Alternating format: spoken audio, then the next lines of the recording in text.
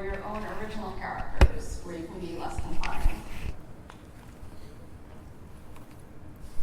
I think the fun is in both. I mean, like we get to play with these toys, and it very much feels like the feeling of when we were kids and playing with these toys. But then there's this opportunity to bring something new to the canon, something that can only come from you, and that's an exciting opportunity and a rare opportunity. So I think any of us would jump at that as well as we have. So it's the combination of things that's actually really thrilling and a lot of fun. You also get to kill your own characters. It's not as easy to pull off when it's other canon characters. The established character is a two-edged sword. If you can get Han Solo 80% correct, the reader will fill in the other 20%. So you don't have a backstory and a lot of that to fill in. They already know who Han is. But if you don't get that 80%, the character is going to feel flat. So you have the advantage of they all know who this is, and the disadvantage of they better get it right. Beth, I wanted to ask you, since you had the challenge of writing about Jyn Erso, who's a new character to the canon, what was that like? Because you're essentially writing, the first in-depth look at this brand new character. It was amazing because I got to see who she was in the beginning through Catalyst and the first bit of the movie of Road One, and then afterwards I know where she ends up throughout. Connecting those dots and being the filler between where she gets picked up by Saw and where she ends up in jail at the start of Road One was amazing, and I could see who she was in the end, and then create the reason for why she became that type of person. And that was just an amazing experience for me to be able to think about why we become the way we are, and then put that into a character. And then on the flip side, Delali, you wrote a story for a character who appears in The Force Awakens, says like 2 words. I don't even know what she is. Right. So what was that like to kind of be like, here's a picture of this character, now make her real? Oh, it was a great challenge. I think I had like one line from the novelization and the picture. I think the funnest part was in looking at her and you think, considering her as a spy, every aspect of her wardrobe, her character, her makeup had to mean something. Like none of that's going to be frivolous. So like I had to look at her black fingers and think, why would her fingers be black? Is it because that's her people or her race, or because it's something she uses as a spy? And I'm like, oh yeah, it's murder. It's mainly the reason for everything. So it was really fun to look at a character and get to decide why she was the way she was and what different parts of her wardrobe meant. Okay, from Bobby Roberts PDX. What authors, any genre living or dead, do you tend to revisit when you need that burst of inspiration or innovation to fuel you? He also asks for any recommendations that you might have. The author question is good for everyone.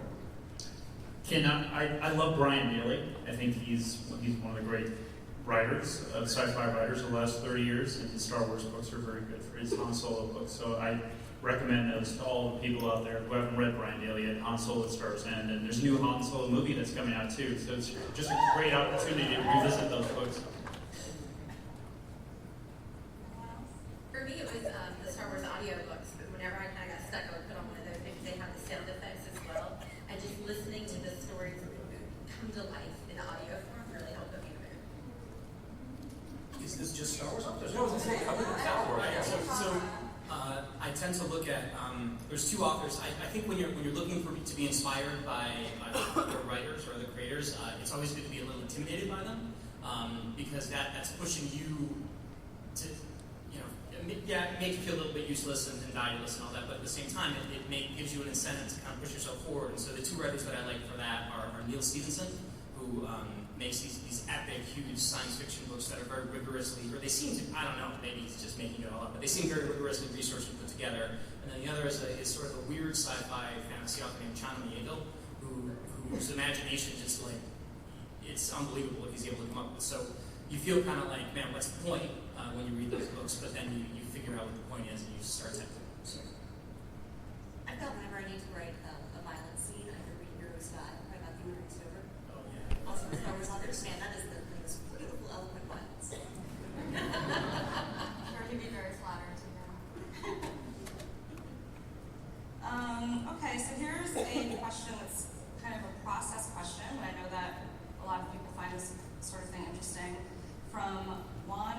Jedi on Twitter. How detailed are your outlines when writing Star Wars? Do you just go with what's already been agreed on with Lucasfilm, or do you flesh it out more, and how much? I know this is different for every writer, obviously, but. Well, I'm actually going to, I'm doing a Star Wars University at 6:30, if anyone wants to come. And one of the first things I'm going to tackle is my plea as a convert to outlining, because it's helped me so much. But I possibly have maybe overdone it. For the last Servants of the Empire book, I think the story treatment I turned in was like 8,000 words. And poor Jen was like, well, you could just write the book. And, but, I mean, whatever process works for you is the right process. But that one really works for me because it lets me figure out everything, and then I can really fly through the actual writing once I have that worked out. So I really rely on it quite a bit, maybe a little too excessive. And what Jason does is, obviously writing books, chapter books. He's done more storybooks. He's also done kids' books. So I think it's time to give out a book. So is there any, let's see, is it the 5-year-old, the 6-year-old, any kids in the audience? No one wants a signed book from Jason Fry? There's one. Oh my goodness. What do we got? The little Han Solo on the back, I think, takes it, man. That's it. That's the one. That kid is the star of the Han Solo prequel. They're going way far back. 4 years old. Anyone else? Outlines? Love them, hate them? I really hate outlines. But I had to do it for this, and my outline was actually more of like a 2 to 3 page summary where I was kind of telling the story, and I ended up really liking it. It enabled me to write a lot faster than I normally do, and I had left it vague enough that I could still have some surprises as I was writing. I've written 4 different Star Wars projects in the comics. I wrote a Lando book, an Obi-Wan, and Anakin book. I'm writing a Dameron book. Thank you. And very soon, my Darth Vader book will come out. I don't know if you guys can see it. It's like Vader Year 1. It's kind of right after it comes up off the slab and starts doing terrible things. But each one of those books has its own moleskin notebook. I picked them based on color, based on kind of what I want them to be for the book. Lando was blue for some reason. That just sort of works, like his costume and so on. Let's see what else. They've started to make Star Wars branded moleskins now. So I had a one with Kylo Ren on the front for the Poe Dameron series, which I'm still working in, and then obviously the Vader one is just it's pure black, black, just like the series. Not one of them pink? No. So I do all my outlining in those and sort of break it out issue by issue. It's a boring process. I mostly want to talk about the notebooks. So that's it. I just want to add, I think Jason brought up an important point, and if there are, writers in the audience, the process that works is the one that works for you, and there are a million different ways to do this, and try all of them, but when you hit on the one that seems to be working for you, do that one. It's when Ben is not doing this, when he's not writing Star Wars books, one of the many other things he does is runs a very, very famous and amazing writers process panel called the Nerdist Writers Panel. It's unbelievably good, and your Nerdist was showing there. Right? He likes. I like process. As an editor, it's always an adventure when you get an outline from an author, because you could open it up, oh, it's 5 pages, awesome, or you could open it up and it's 30 pages. Damn it. But do what works for you. Okay, this question I thought was kind of fun, from Brian and Sims. When you get to create something that will live on in the Star Wars world, do you pull it from your Star Wars Spanish self, from your personal life, or just from your imagination? And I'm going to start with the Bens, because when I went to their kickoff show, I discovered that basically everything in their books was named after all of their friends. Yes. In our draft of Join the Resistance, whenever we were stuck for the name of a planet, a creature, a character, we went on Facebook and was like, who's on right now? All right, they get something named after them.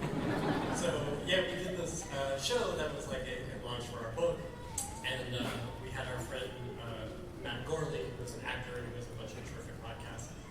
We had named a planet center after Gorley, and we made him talk about how excited he is to have that. Are you the Penn and Teller thing now? Like, has Acker said anything? I'll tell you about my process. We tend to outline on a whiteboard. I would pass that question. That's never. Okay. All right. Thanks for coming. Yeah, no, who likes books? Anyone else? I get a lot of manuscripts where the writer will have, a new planet or a name, and they'll just put TK, because like they can't be bothered to come up with it yet. They're like, I'll come back to that. It always seems really hard to me. Well, here's an embarrassing one. I started out doing, I did 3 Clone Wars visual guides for DK, in which you wind up naming about 1 trillion clone troopers, and all of mine were incredibly dorky references to New York Mets players. So, in the Venn diagram of my life, there are like 2 people who maybe even have a shot at figuring them out, but they're out there if you want to give it a try. I have a stormtrooper and a perfect weapon. It's named after my husband's high school Star Wars RPG character.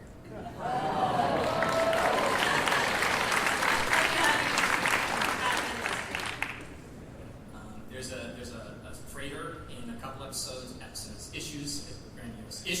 of Podammer that are coming out soon that I had a name and I couldn't think of the name, but my daughter was homesick that day, so her name was Rosemary. I called it the Romery, or like Rosemary. And then I wrote the next issue and realized I had to blow it up. And I felt really bad.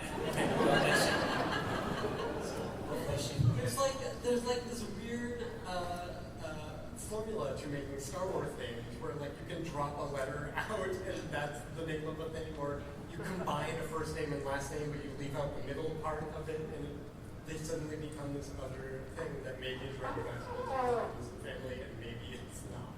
Yeah. Yeah, I'm actually canon in Empires End. Nice. Yeah, Sergeant David Dawson. Okay, where am I? All right, so these are 3 questions, but they're all related. From Nicole C-I-E-X. What character from the new trilogy would you like to write about? Matt Rushing 02 asks, if there's one story about one character that you could tell in any era, what would that be? And then Shadow Matt asks, if you were to do a story about non-human characters, which species would you pick and why? You just go down the line. New movies? If I was given the chance, I would love to write a teen Princess Leia. And that would be like my dream or something like that. That's a good choice. I'd love to do a Chewbacca book. I mean, Chewbacca by himself, what does he do and what's his life? That would be really easy. Yeah, lots of sort of. Well, I've always assumed that after Obi-Wan dropped Luke off in Tatooine, he went off someplace about halfway across the Empire and made an extreme nuisance of himself to draw attention that direction and not to Tatooine. And I would like to write that story someday.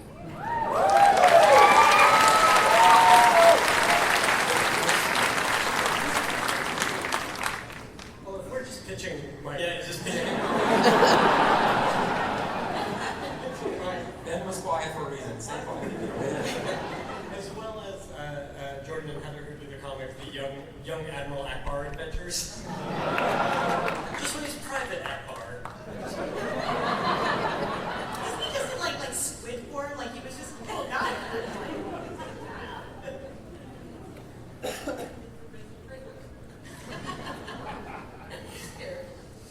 Any other aliens? It's just Owen. I want to know. Are there any other alien species that you guys find Big Ewok fan. I couldn't get right on that one. murder bears, as we call them? Yeah, no, but murder party would be the Murder bears, tea party. Stormtrooper flavored macaron. I wouldn't do the young, larvae stage Montalari, but I think that there's a really cool book about the Akbar species, because they designed half the rebel fleet they're very cool and interesting, and I don't know why they make spaceships when they live underwater, but I'd like to find out. Okay, more mental notes. Go ahead. You're right down there? Ben? All right, stick. Oh, I've been pitching the young Timothy's on adventures also. I'm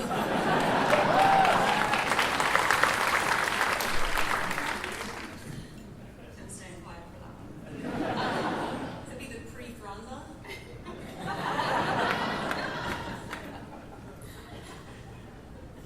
Okay, from Admiral Jello, what's the most personally rewarding part about writing Star Wars, aside from the fact that you're writing Star Wars? And then from the IDM, I really liked the way he phrased this, which is, what is it like to hold the keys to a story millions are invested in and try to drive for yourself? Well, aside from actually being able to write for Star Wars, which is a dream come true, I really, really enjoyed the power of secret knowledge. And I would go on Reddit and see everybody's theories about Rogue One and like cackle to myself. I'm a cool person. I enjoy that.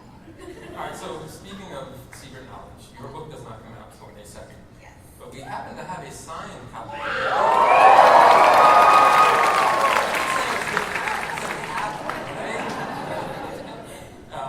But I think we should give it out. Beth, anyone, if you want to, what do you think? Is everyone dressed as gin, by chance? We have a gin in there already. We have a winner.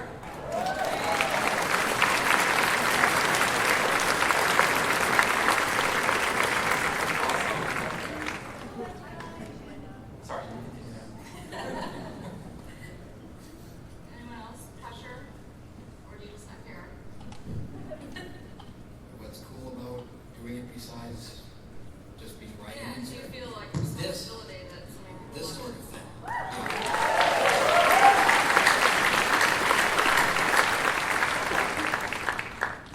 I know Ben and Ben do it only for the money. They do it for the paycheck. That's it. I like it because it's a way to connect with something that's been a huge part of my life and my family for 40 years really. We grew up in my family playing with Star Wars toys, like hoping we get some for Christmas, things like that. My dad used to, between A New Hope and Empire, my dad used to tell us bedtime stories. We would make up what was going to happen between the movies, and he came up with like a snow planet. And like, there were things that we assumed he knew somehow, and he just got lucky, but he took credit for them, of course, as any good dad would. So now, feeling like I can contribute to that. It's like I'm telling bedtime stories to all of you now. Yeah. No, it really is. I mean, there are pinch me moments all the time. When I was asked to do the Weapon of a Jedi, they gave me the basic plot. It was Luke and C-3PO and R2-D2 on a jungle planet looking for a lost Jedi temple. And actually, in 1978, the first 3 action figures I could afford on my allowance at Child World were C-3PO and R2-D2 and Luke Skywalker.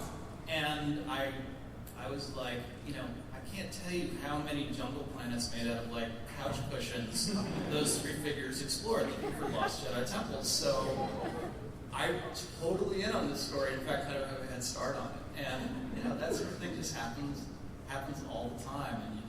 And then you're like, and I actually get paid for this. And you just feel incredibly blessed and grateful. And that really never goes away. And in terms of the holding the keys to a million-person car or whatever, I don't think about the vast audience as I'm writing. I think about the story and the characters and impressing my writing partner when he gets the draft he has to take from me. And also, we grew up loving Star Wars like everybody, so it's impressing the kid in us that likes the world we're playing in. Yeah, I wrote the Force Awakens Junior novels, so to have grown up with Star Wars and to have the opportunity to actually write the movie in a way, it was such a tremendous opportunity and chance to kind of revisit my own childhood and also find a way to connect with kids of today's era. And I had a scene in there where I wrote a scene about Chewie after after Han dies. Sorry to ruin the movie, but after that happens. So what happens to Chewie and how he gets to the Falcon and what's going on through his head and his relationship with Han and all the stuff that happened that made me connect with the previous films and my whole love of Star Wars for the last 40 years. So it was a really special thing to write. Yeah, I remember reading that scene. This is a good follow-up question from my favorite Twitter name so far, which is Kate Lando. What's the biggest value George Lucas put into his writing and creating of Star Wars that you always try to uphold in your stories? For me, it was George Lucas was brilliant at making worlds and the whole galaxy, but he always narrowed it down to the character and the individual. And that's the thing that I always take away from me, is that it's not the whole galaxy story, it's Luke's story, it's Rey's story, it's Jin's story. And bringing it down to that personal level is what is the true brilliance to me. It's the mix for me of adventure, sacrifice, love, friendship, courage, humor, the whole raft of interplay between the characters that has made it really unique among other franchises, other world universes, and that's the balance that I always try to uphold. I feel like it was always entertaining. The movies were always about having fun and writing the perfect book, and I wanted to write a book that even if you hadn't read a Star Wars book before, and you felt like, maybe the Star Wars books were only for people that really, really knew their stuff, you could still read it and enjoy it. And that, you didn't have that feeling of being excluded because Star Wars invites everybody in, and I love that about it.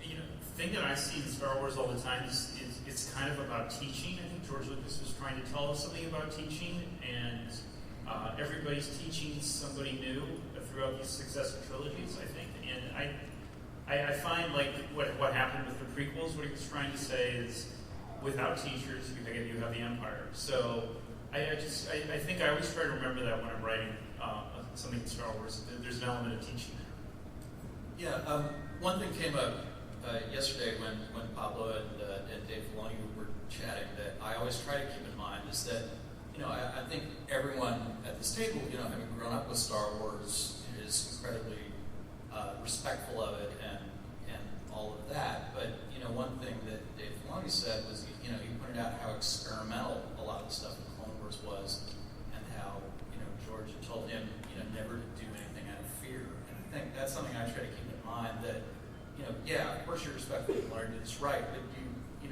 don't want to be reverent. Like, that's not the way to do it. So you don't want a story that's kind of awry, kind of stuck in amber. Like, it's okay to take chances and just have fun and just let it rip. And we have a big support system with everyone at Lucasfilm and Story Group to help us out and help us do that, and sometimes pull us back a little bit. Okay, that actually leads into my next question, which could be a little tricky for you authors to answer, so be a little careful. Was there anything you've come up with that Lucasfilm said no to? And what are your favorite suggestions from Lucasfilm? That's from Nick Scott. Anything you can share with the room? I really wanted the scene to write a Rancor, and I was told no. There were a few illusions. I really got into the comics, and I wanted the illusions of Dr. Aphra in there, and it's not in there. Like, it's a big galaxy. That was a continuity issue too. It was like she just wouldn't have been at that time. I'm there. But I love seeing it in the draft.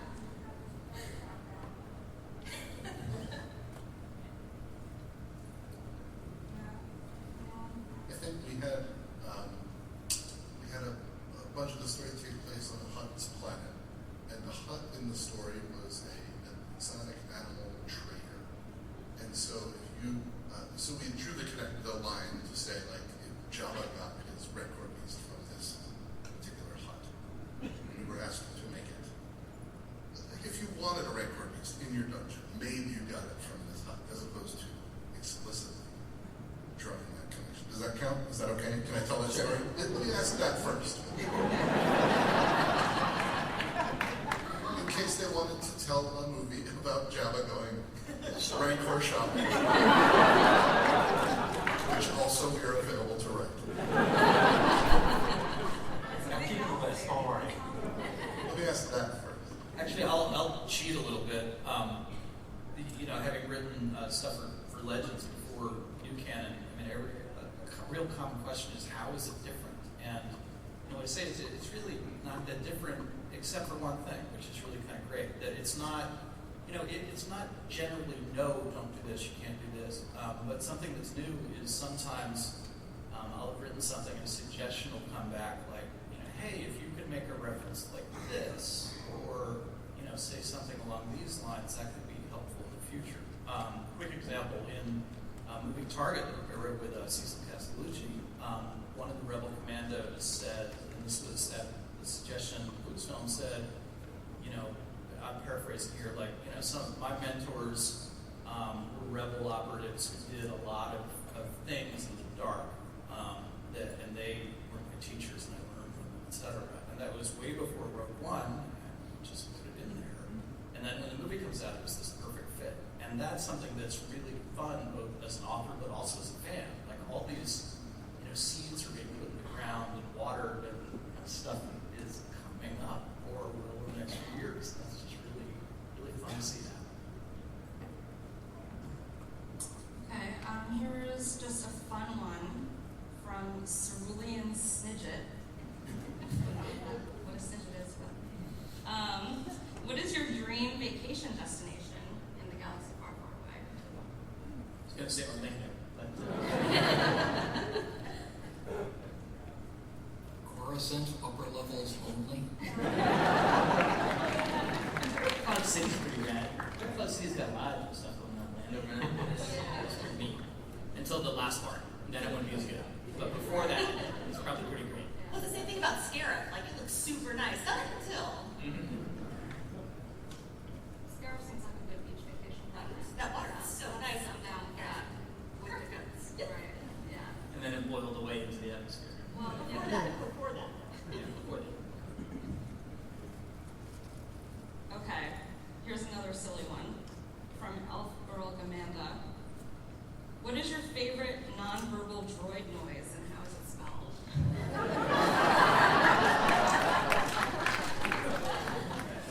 So in the process, I actually have a list of all these different droid noises. I've made a dictionary for myself, like weep, boop. I've tried all these different onomatopoeia kind of things, and I think beep is always the best. You never can get wrong with that. It's a classic. Can I ask sort of a related question? For those of you who have written non-verbal, non-English speaking characters, and Charles, I know you've talked about this a little bit on Twitter, you give like BB-8 actual dialogue that you then translate into. And I know Jerry Duggan did this in the Chewbacca book too, where he like wrote dialogue for Chewbacca and then translated it to. Right. Originally, I would so BB-8 in the Poe Dameron scripts. Every time BB-8 bleeps or bloops on panel, there's actually a line that I've written for him to say. And then you can generally there's a secret to figuring out what BB-8 actually says, because whoever speaks immediately after him basically repeats it, because that's the only way to really. So in the script it'll be like BB-8 says, "Oh, we're running out of fuel," and then Poe will say, "We're running out of fuel, BB-8. Uh-oh."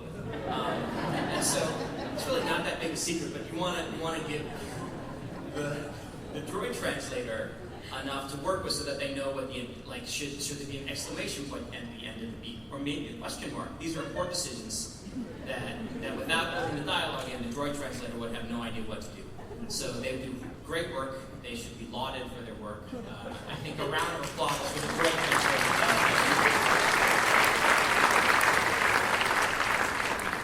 All right. Unfortunately, Mr. Zahn has to leave a little early. But before he goes, we have this. This is a very hot commodity of the show. It's also signed by Mr. Zahn. And by Governor Price is signed by as well. You want to?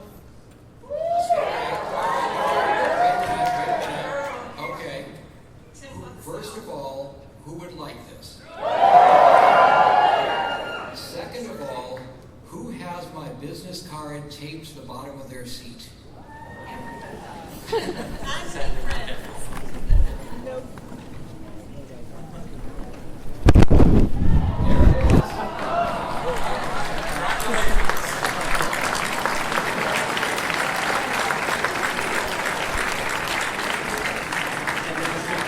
Call you and email you and go to your house to tell you how much he likes it, since he has your contact information. So now that he has your contact information, did he go to your house and tell you how much he likes it? If he can get into our post office box. Security on getting out of this room is your concern. Thank you all. Thank you.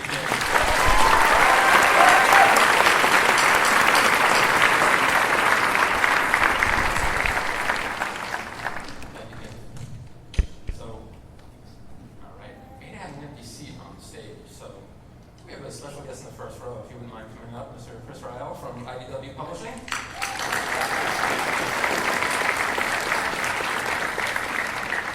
Thank you, Chris. We can do one or two more questions, and then we'll hear what Chris has to say. You can do one more. Did you want me to go back and answer all the questions? Yes. Yeah. You have to start at the beginning. What is the process like for you? You have one more from you to end on? Okay, that's fine. Let's go with from Roqoo Depot. With the new movies, what facet of Star Wars are you looking forward to most from a writing perspective? Is there anything like about the new direction that has you excited as a writer? I'll say this. Rogue One is a great movie. And The Force Awakens, I don't know if you guys have seen it. It's the best Star Wars movie. Don't at me. And the idea that, the universe is big enough to hold a war movie, to hold something that's very much in the Star Wars tradition. I'm really excited to see what other people do with bringing different sorts of genres to the Star Wars universe. I think that's really exciting. And the comics is doing it already, so when it starts to seep into the movies and the books and the video games, that's going to be really cool to see. I hope I get to be part of it. Thank you. Young at heart. And I don't know anything more than we all do after seeing that incredible Last Jedi teaser. But what it implied to me was that it was an expansion of the way the Force is thought of and works in the Star Wars galaxy. Maybe, I don't know, like just sort of some of that. It just felt like maybe they're thinking about different ways of thinking about it. And I think that that's awesome, and it could be really interesting to write about at some point. I don't know when, like this one, who knows, but it could be cool. I really love the mystery of Luke. I mean, what happened to him in those 30 years? It's pretty interesting. It's a totally new direction than what had happened before the expanded universe. So it's kind of the reset button really kind of opens our minds up to new stories. I guess someone's going to have to tell those stories somewhere. Oh, Jason raised his hand first. Okay. All right. Well, Chris, since you're up here, I want to talk a little bit about Star Wars and IDW, and a little bit about what you guys have been doing with Star Wars. Yeah, so I'm up here because IDW does a lot of licensed comics, and we've done a little bit of Star Wars. We started out small with Star Wars in that we took some of the Marvel comics, some of the original movie adaptation comics, and some of the newer stories, and basically reduced them down to small size, packed them in bags with temporary tattoos and posters, and racked them at retail outside the comic market, because it's always been important to us to try to reach the next audience, the younger readers, and put comics in places where they're not ordinarily. So we started out doing those, and then from small we got big really quickly by doing artist editions, which is where we took the artist's original art boards at the size they were drawn, reproduced them at size, where you got basically all of the pencil lines and the notes and the editorial scribbles and everything. So it was basically the closest you could come to owning the original art without having the original art. And if you guys haven't seen these, they are really stunning. They're just really beautiful reproductions. And then from there, it hasn't quite come out yet, but we are collecting the old newspaper strips as well. So which made me, as a lifelong Star Wars fan, really happy happy to do Star Wars projects, but the one thing we've never done is anything new. So might there be a special announcement? Yeah, you get some information. There hasn't been one announcement yet today, right? Let's make an announcement. All right, make an announcement. I'm very happy to announce that IDW has signed on to create a comic book, a monthly comic book called Star Wars Adventures, which is aimed at an all-ages audience. It's aimed at the younger reader. It's aimed at the reader that hasn't quite gravitated toward the Marvel books yet. So again, for IDW, our push has been to really put comics in the hands of the next generation of comic readers through things like My Little Pony and all the younger animated comics we've done. So now we're happy to announce that we're doing the Star Wars Adventures comic, which is going to be aimed at that same younger reader. And so what you saw there was a Chris Stanley image. And then here's another image by a guy named Derek Charm. And so the book will debut this September. And again, this is aimed at the younger reader that will hopefully nicely complement the amazing job that Marvel's been doing on their books. So this is where you start. If you're a Star Wars fan and you're just getting into reading, you're just getting into comics, this comic is going to hopefully win you over, and then you will grow and gravitate toward the great Marvel books. So really happy to be announcing that we're doing this and partnering with Lucas on this, and we're going to have a lot of fun. The comic is going to, it basically spans all the different movies, the TV shows, so we'll be telling 1 to 2 part stories, nothing real deep in the continuity, again, aimed at, the 7 to 10-year-old reader, just high adventure, high octane fun, spanning all the different favorite characters of everybody, and the plan right now is to have lead stories and then a shorter backup story hosted by Moz, which will sort of delve into just the legend and the history of the entire universe and feature some characters that maybe aren't prominent enough to carry their own lead story, but are going to be a lot of fun. So, as a way to help celebrate this a little bit further, we have I have 300 of these. It's not a comic yet, but it is a print. And so I have 300 of these. So I was thinking the first 300 of you that can name the toy that I bought today.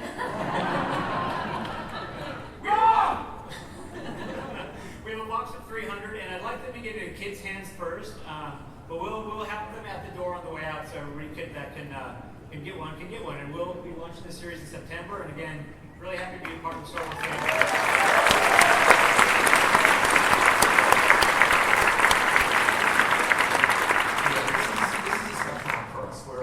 We're obviously already in the comics business, and we're thrilled with what Marvel's doing.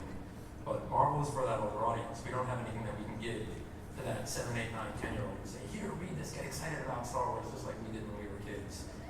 So partnering with IDW is just fantastic news for us, and I think you guys are going to be in for a real treat come September.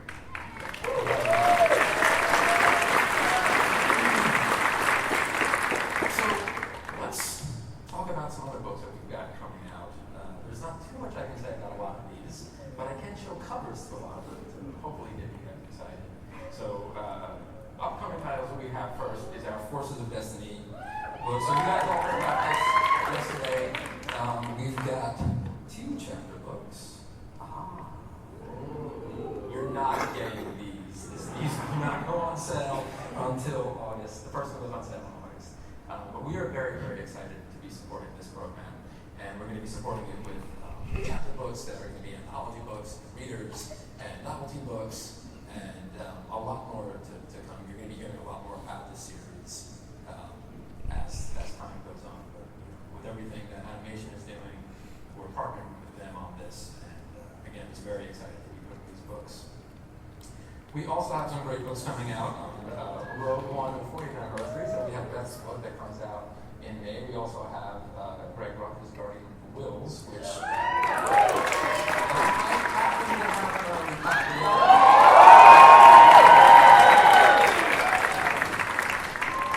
now, who gets this one?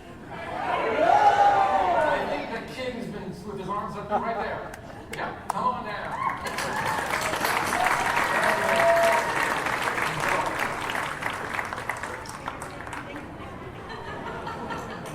So the other book that we have coming out that I have to speak about is The Rising Hero, which is a 40th anniversary title. It's sort of a hybrid storybook graphic novel.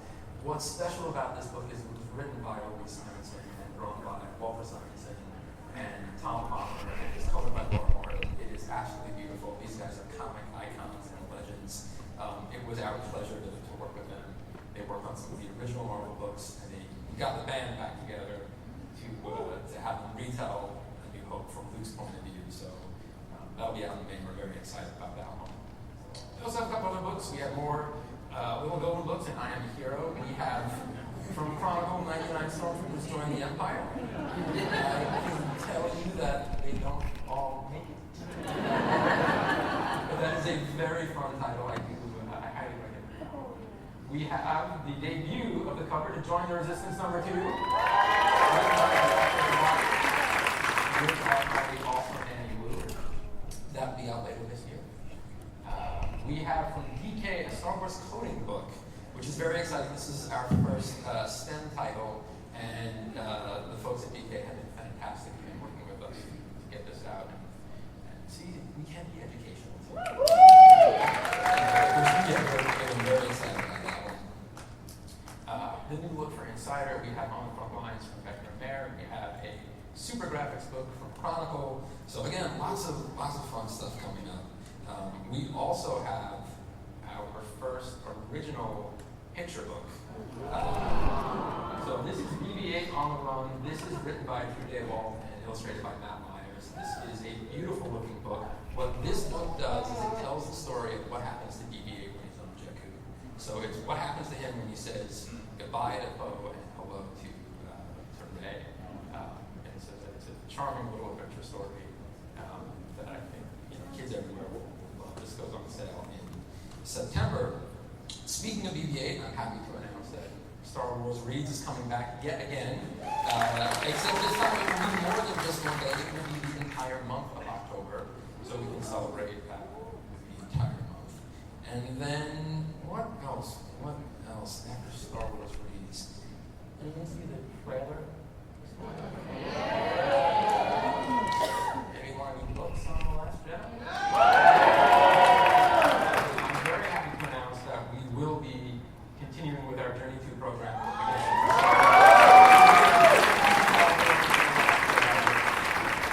Like with the Force Awakens program, these books are designed to get people excited and remind people about the characters from The Force Awakens, to create speculation and anticipation, and there will be Easter eggs throughout. We decided to mix things up a little bit differently. Mix things up this year, do things a little differently.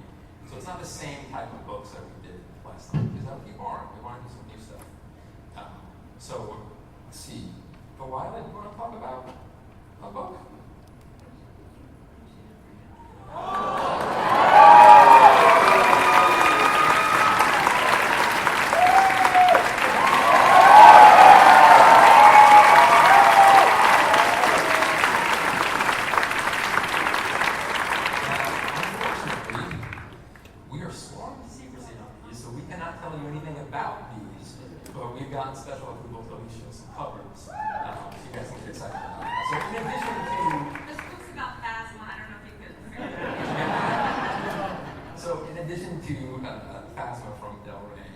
We also have a couple other exciting titles.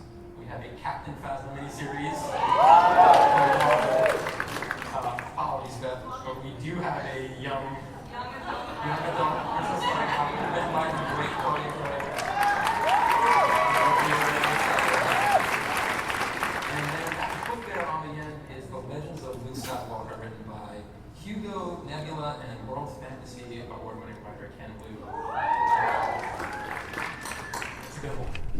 That manuscript just so these will all be out starting on 9/1 with our Force Rocket program. We do have a couple others though. We have a title called Star Wars Made Easy, which is a beginner's guide to a galaxy far, far away. So not quite appropriate for folks in this room, but your friends, your parents, your sisters, your brothers, this is the book for them. And then we have a creature book, which I'm very excited about. This is a making of book on the creatures and aliens of the entire summer. This is a book for kids that if anyone is familiar with the old Dick Smith Monster Makeup book or the Tom Savini Bizarro books, this is sort of an outline only. It's a little bit less in depth of the how-to, but teaching kids about filmmaking and about the creatures and aliens through the entire saga, which is pretty fun. We also have a series of construction books and little bits. We We have a fun coloring book from the excellent Kate Cook. We have a origami book, which is a paper print book, which is really pretty fantastic. It has these models in it that if you guys have seen Mark's work on StarWars.com, the guy is a genius with paper, and we're lucky to have him. And then last but not least, we have a couple of readers. We have an updated version of absolutely everything you want to know. We have a book on stormtroopers called Beyond the Armor. And then from Becker and Mayer, we have a deluxe book that is called The Rebel Files, which you guys know the Jedi and Sith books that they did. Wow, it wants to open it up. This does that too. Not only does it open up, but you can project the Death Star. It's really pretty fantastic. It's going to be on all of your Christmas lists. So those are the titles we have coming out. I just wanted to take a moment to really thank everyone for, first and foremost, to the panelists for being here today.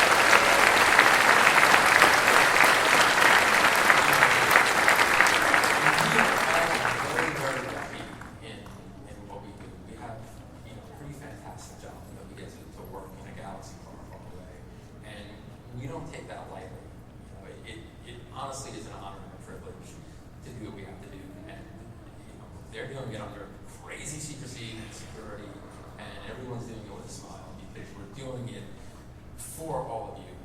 We thank you for reading, and as long as you guys keep reading, we'll keep making books. Please be bold to let us know what you like, what you don't like, as nicely as possible.